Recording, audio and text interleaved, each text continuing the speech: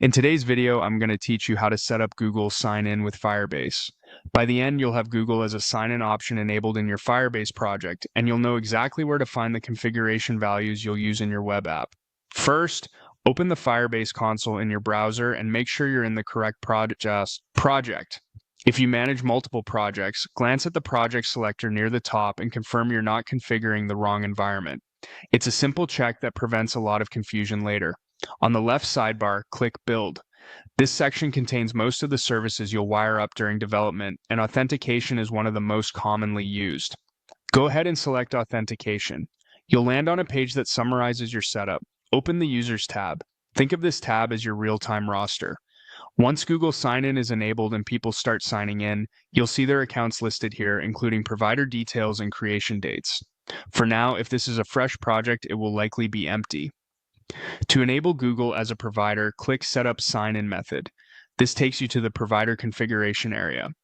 Firebase organizes providers into two groups to make them easier to find. Native providers typically include options like email, password, or phone. Additional providers are the federated identity options like Google, Apple, GitHub, and others. Today we'll focus on Google. Find Google in the list and click it. This opens the configuration panel for the Google provider. Here's where you enable it and make a few decisions. Turn on the provider using the toggle if it's not already enabled. You may be prompted to choose a project support email. This is used on consent screens and error messages your users might see, so pick a monitored address that's appropriate for your project. You'll notice an option to safelist client IDs from external projects. This is optional and only needed when you want to allow Google sign-in tokens that were issued by a different Google Cloud project to be trusted by this Firebase project. In many cases, you can leave this blank. If your organization has a separate Google Cloud OAuth client you must honor, for example, a corporate single sign-on flow, you can paste those client IDs here. Only include what you trust and control.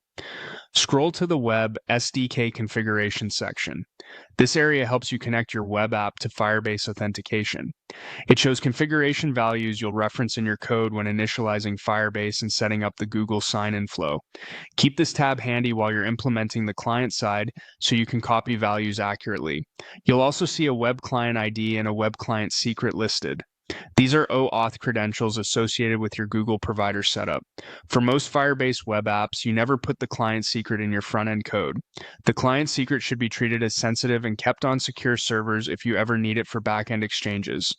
The web client ID, on the other hand, may be referenced in certain flows like one-tap or custom widgets, but the standard Firebase sign with pop-up and sign-in with redirect flows don't require you to manually paste it into typical setup code. The key takeaway is to know where these values live and handle them carefully. When everything looks good, click Save. Saving enables the Google provider for your project. You should see a confirmation, and the Google option will now appear as enabled in your provider list. From here, you can return to the Users tab anytime to confirm sign-ins are working. After your first successful sign-in from your app, the new account will show up automatically. If you plan to test locally, make sure your browser allows pop-ups for your development URL, since the Google sign-in pop-up can be blocked by stricter settings. If something doesn't appear to work right away, try a fresh private window to avoid cached sessions during debugging. That's it. You've enabled Google Sign-In in Firebase, learned what each setting means, and located the values you'll need in your web app. In your code, you'll initialize Firebase, create a Google Auth provider, and start the sign-in flow with a pop-up or redirect. With the console side complete, you're ready to wire up the client and start authenticating users smoothly.